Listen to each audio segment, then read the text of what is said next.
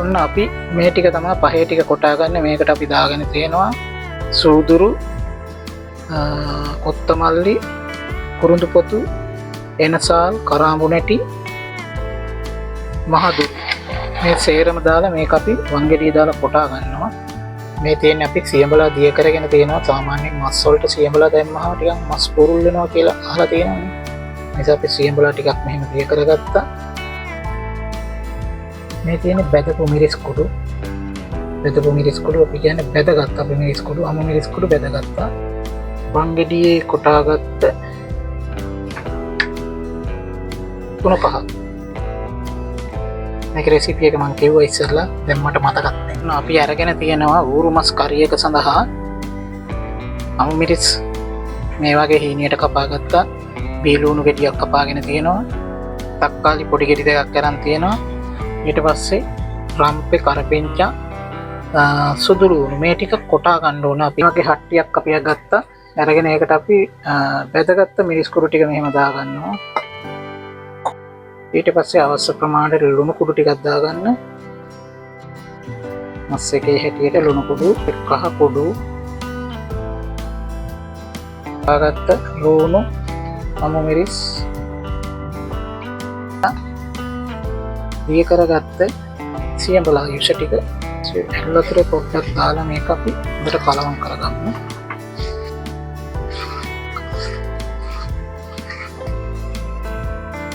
සුදුලුණු, ගම්මිරිස් කොටාගත්ත ටික ඒ ටිකක් දාගන්න. සුදුලුණු, ගම්මිරිස්, කරපිංචා ඒ ටිකත් කොටාගත්ත ටිකත් තමයි දාගන්නවා. දාගෙන ඔක්කොම මිශ්‍රණය මේ විදිහට හොඳම සුවඳක් එන විදිහට අඹ පොඩි කරගන්න ගතින්.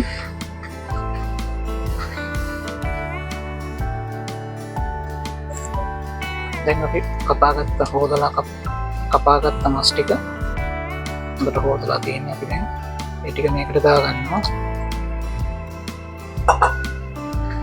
මේක හොඳට කලවම් කරගන්න. හොඳට මස් වල දැවටෙන්න පහේ ටික මේක කලවම් කරගන්න.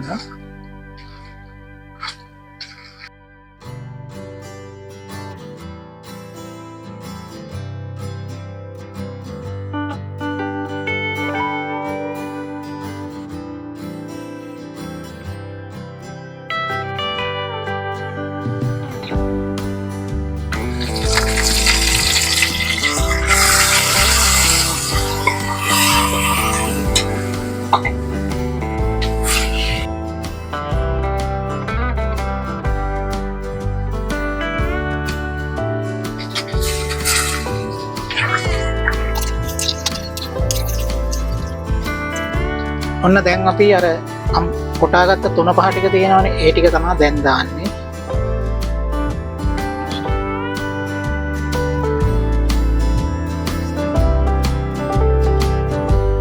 ඔන්න ඒ 3-5 ටික දැන් දාගත්තා. දැන් මේක ඉනිය සැරේ තැම්බෙන්න තියාගමු.